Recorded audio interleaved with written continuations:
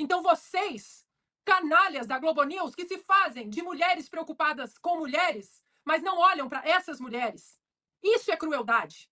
Isso é golpe. Isso é crueldade. Absurda todas as decisões, mas assim, é uma perseguição implacável. Imagine você, Valdo, Daniel, da PF, Flávia, o que é isso?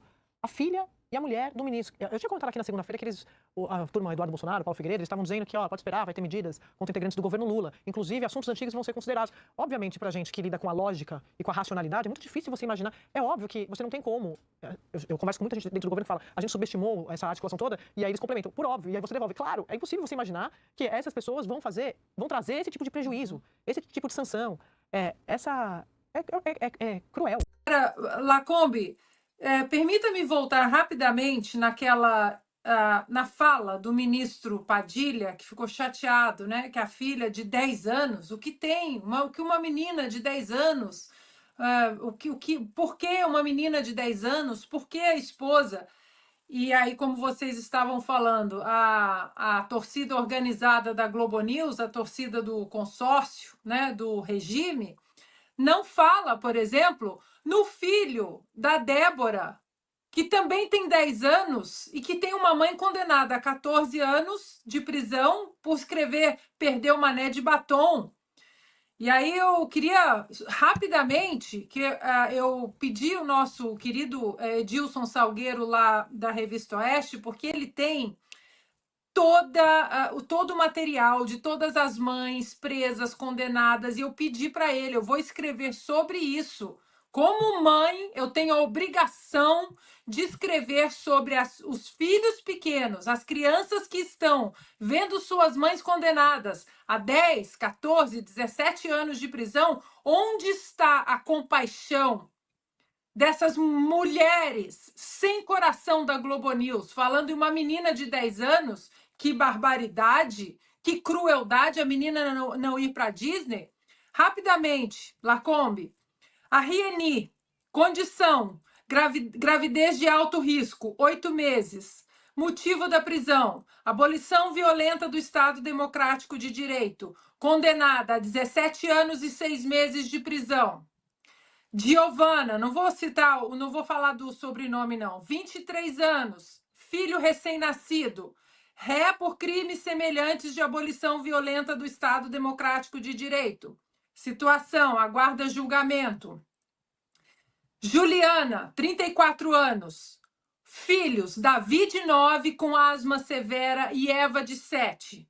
Motivo da prisão, abolição violenta do Estado de Direito, golpe de Estado. Condenada a 17 anos de prisão, segue presa. Ana Flávia, 37 anos. Filhos, Isaac Daniel, 7 anos. Acusada de incitar a participar de depredação de prédios públicos. Situação, condenada a 17 anos de prisão, segue presa. Jaqueline, 40 anos. Filhos, Isabelle, de 10 anos, e um menino mais novo, de 7 anos. Motivo da prisão, participar da invasão e depredação. Situação, condenada a 17 anos de prisão, segue presa. E a lista é enorme. Então vocês, canalhas da Globo News, que se fazem de mulheres preocupadas com mulheres, mas não olham para essas mulheres. Isso é crueldade. Isso é golpe. Isso é crueldade.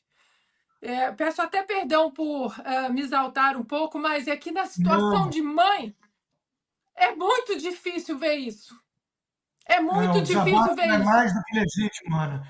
O Gustavo Gayer, deputado, gravou um vídeo que ele diz que dedicou 7 horas à pesquisa também, com esses relatos aí todos e vários, né?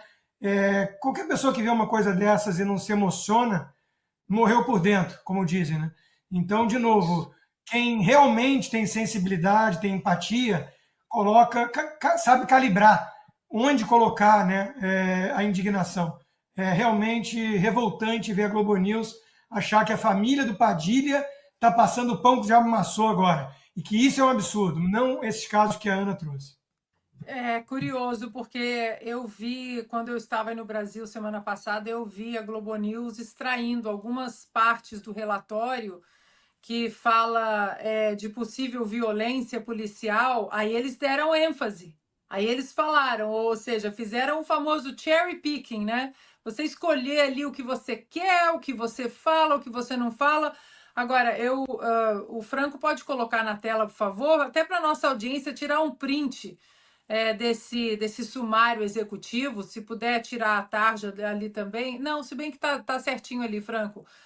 Porque o sumário executivo fala aí exatamente sobre a violação, né, dos direitos humanos e fala ali, ó, no segundo parágrafo, o governo minou o debate democrático ao restringir o acesso a conteúdo online considerado minar a democracia, ou seja, aplicou censura e não aplicou censura apenas a cidadãos brasileiros, mas cidadãos americanos em solo americano, como é o caso do nosso querido Constantino. Agora, precisou de um governo estrangeiro, um governo poderoso como os Estados Unidos, para não normalizar a barbárie.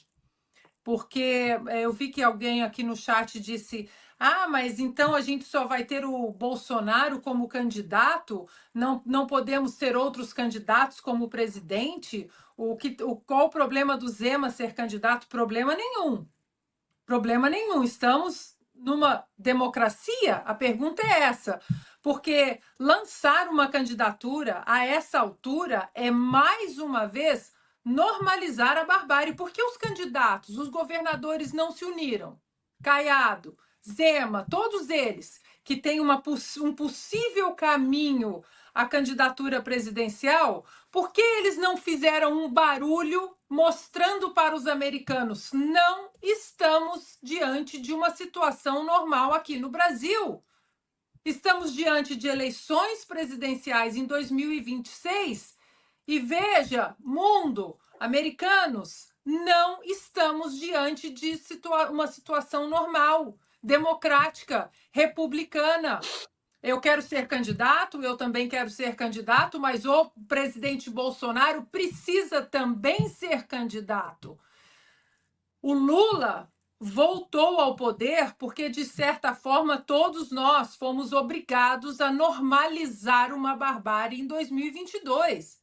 Fizeram aquela volta toda no Supremo para descondenar o amigo de ditador, para colocar numa frase só, né, as expressões que nós não podemos usar, e depois nós estávamos diante do debate. Olha, o debate presidencial entre Lula e Bolsonaro, as propostas de um, as propostas de outro. Ah, mas os dois são iguais. A barbárie foi normalizada em 2022. E agora, para mim, o que eu vejo é que os americanos não estão normalizando a barbárie. Por isso eles aplicaram a Lei Magnitsky. Por isso eles aplicaram as sanções com os vistos de entrada aqui nos Estados Unidos, e agora essas sanções estão sendo expandidas para outras autoridades no Brasil, inclusive ministros do atual governo, porque eles não estão normalizando a barbárie. E é isso que cada brasileiro honesto deveria fazer. Quer se candidatar? Pode se candidatar. Mas espera baixar a poeira desse julgamento e, dependendo do que acontecer nesse julgamento, em uníssono nós deveríamos gritar para o mundo: não estamos diante de uma situação democrática e republicana no Brasil. Verás que o filho teu não foge à luta, nem agora a própria morte.